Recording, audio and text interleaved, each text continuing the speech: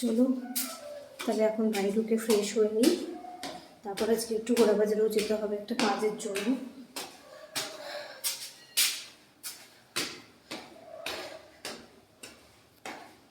একটু কিছু খেয়ে তারপর ফ্রেশ হয়ে যাব, তোমাদের সাথে পরে কথা বলছি।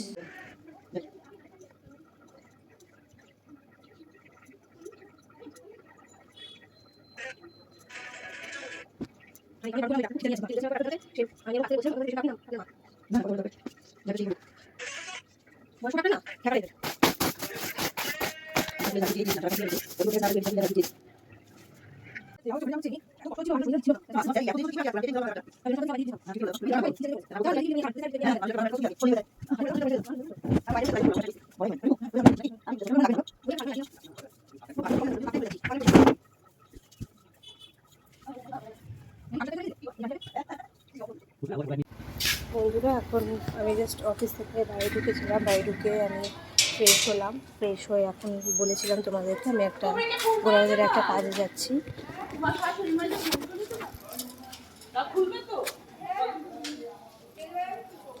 বন্ধুরা এখন আমরা গোড়াবাজারে আছি, এখন আলু কেনা হচ্ছে ঘরের জন্য।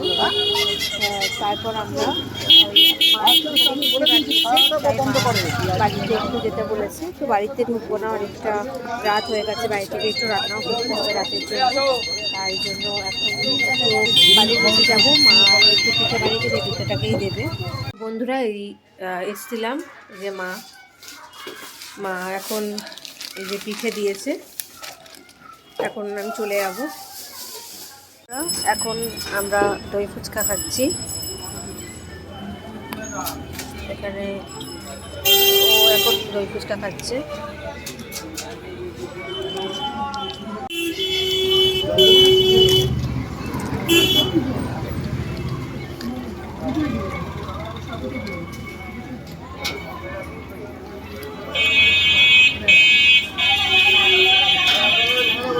বন্ধুরা আমি জাস্ট এই বাড়ি ঢুকলাম, আমি এখন ফ্রেশ হব। চলো ডিনারের সময় তোমাদের সাথে আবার কথা বলবো।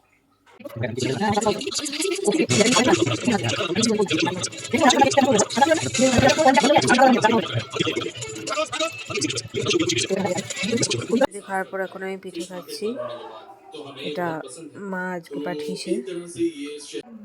না না আমি গরম করে কি শেক দেব, গরম শেক দেব থাক আজকে দিলাম না, আমি দিচ্ছি চা একটু গরম করে দিই, একটু হালকা করে শুধু চাটা একটু গরম করে দাও, আমি একটু এখানে শেক দিয়ে তারপর একটু গরমটা লাগিয়ে শুয়ে দিই। এই দেখলি তো এই জলটাকে তুই খালি না সারা দিনে শুয়ে রাতে শোয়ার আগে খেয়ে নাও, জল খাবো এই জলটাই খাস। বাদাম মক্খন দালচিনি কিশমিশ, चलिए इसे ट्राई करते हैं। वाओ बहुत ही स्वादिष्ट है, दालचीनी का स्वाद उभर कर आ रहा है, मुझे दालचीनी का स्वाद बहुत अच्छा लगता है, बादाम और मक्खन का टेस्ट।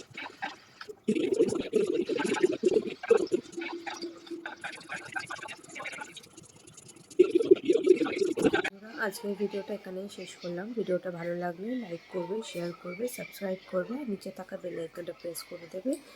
থ্যাংক ইউ, শুভরাত্রি।